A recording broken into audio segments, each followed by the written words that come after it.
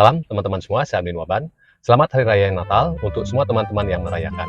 Dalam video kali ini, saya ingin membacakan halaman kedua dari salah satu koleksi koran kami yang berjudul Batavia's Koran yang terbit bertepatan dengan Hari Raya Natal, tanggal 25 Desember 1800-an.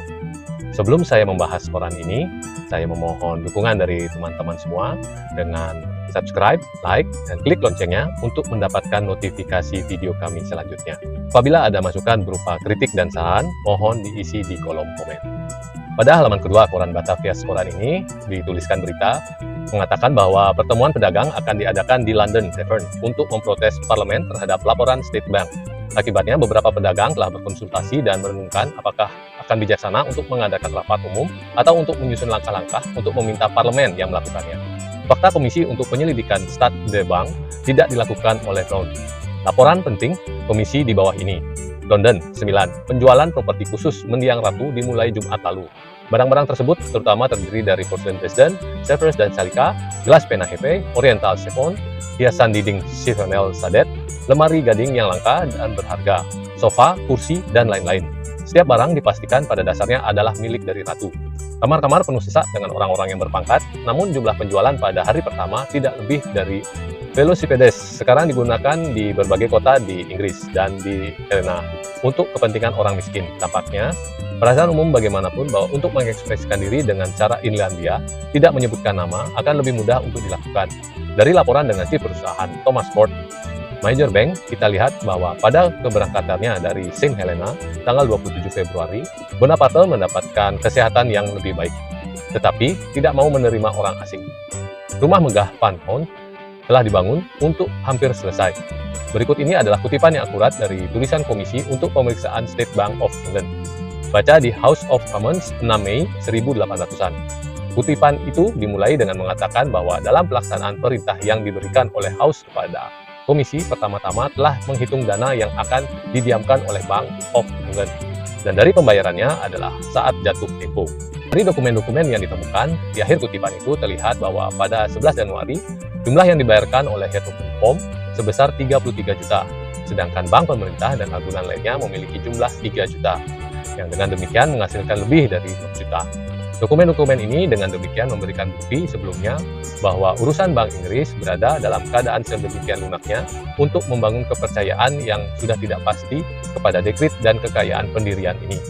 Poin terakhir, yang mana komite dianggap perlu untuk mendapatkan informasi mengenai perkembangan stok dan logam mulia yang ada di negara itu, perak senilai 3 juta pence, yang 3/4-nya di English Mint. Dari jumlah pada kuartal terakhir tahun ini tidak ada dari Oxford, bahwa sekat dan pertimbangannya dengan jelas oleh bank dalam mengambil langkah untuk membayar bagian pecahan dari distribusi itu. Rangkaian fungsional dari dividen dan catatan tanggal tertentu di bond telah dipandu oleh motif terbaik untuk menurut mendapatkan membuka jalan untuk memulainya kembali pembayaran dalam mata uang saat ini. Sayangnya, bagaimanapun bahwa tindakan ini memiliki efek yang sepenuhnya berlawanan. Harga emas pernah naik menjadi 41.000 sekali, dan ini pada saat bank tidak mempersingkat masalah kertas Mei. Laporan tersebut muncul di sini dalam pernyataan terperinci dan korporatif tentang perkembangan uang kertas yang diterbitkan dan perkembangan florin dan koin lain yang dikeluarkan oleh bank dalam berbagai periode sejak Juli 1800-an. Pernyataan mana yang diakhiri dengan pengungkapan pendapat komisi bahwa setiap saham tidak menguntungkan, satu-satunya cara beli dapat disimpan di negara tersebut adalah dengan mengatasi penerbitan kertas. Dan selain itu, bank tidak akan menerima masalah ini dalam memeriksa penghuni partikel di dunia untuk terkait dengan kerugian. Karena alasan inilah komisi dalam laporan pertamanya telah mengusulkan penggabungan semua pembayaran tunai sampai suatu akhir sesi.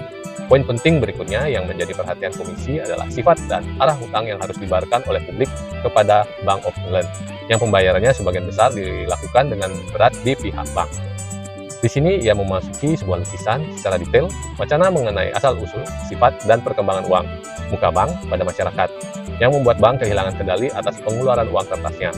Keadaan sudah dibutuhkan lebih lanjut tentang peraturan-peraturan yang dibuat oleh pemerintah dalam berbagai waktu mengenai hal ini. Dari semua itu, kesimpulan umumnya adalah bahwa jumlah uang muka dari bank pada pemerintah lebih sedikit daripada jumlah uang kertas yang beredar sebelum akta refleksi daripada sesudahnya. Jumlah uang muka yang dibuat oleh bank kepada persemakmuran pada tanggal 9 April lebih dari 19 juta. karena uang kertas yang dikeluarkan dengan potongan harga dari Wesel pribadi dikembalikan kepadanya setelah lewat dari 56 hari. Di biasa aja periksa dan penerbitannya. Ini memang telah dipertimbangkan dengan matang tentang masalah-masalah antarmuka, bukan kasus sehubungan dengan kemajuan di semua bagian. Komisi dengan tegas berpihak kepada pemerintah. Dan ini diherankan bahwa semuanya repatriasi dipersingkat. Bank tetap berpura-pura keputusannya lebih ketat dalam bentuk tunai, mengatakan bahwa mereka yang terus mengendalikan. Tidak dapat mempertahankan dengan amandemen yang telah disetujui oleh panitia seperti yang diinginkan. Pembayaran mata uang kertas dapat isi penerbitan kertas. Seandainya orang yang ditangkap tetap tidak dibayarkan untuk publik, adalah dengan membatasi perbedaan pendapat. Ukuran pembayaran yang sangat samping telah pergi dan meskipun tidak ada merugikan oleh bank kepada publik telah dilaporkan. Demikian isi halaman kedua dari salah satu koleksi koran kami, yaitu Batavia Koran yang terbit bertepatan dengan Hari Raya Natal, tanggal 25 Desember 1800-an. Sebelum saya tutup, saya memohon dukungan dari teman-teman semua dengan subscribe, like, dan klik loncengnya untuk mendapatkan notifikasi video kami selanjutnya. Apabila ada masukan berupa kritik dan saran, mohon diisi di kolom komen. Sekian dan terima kasih.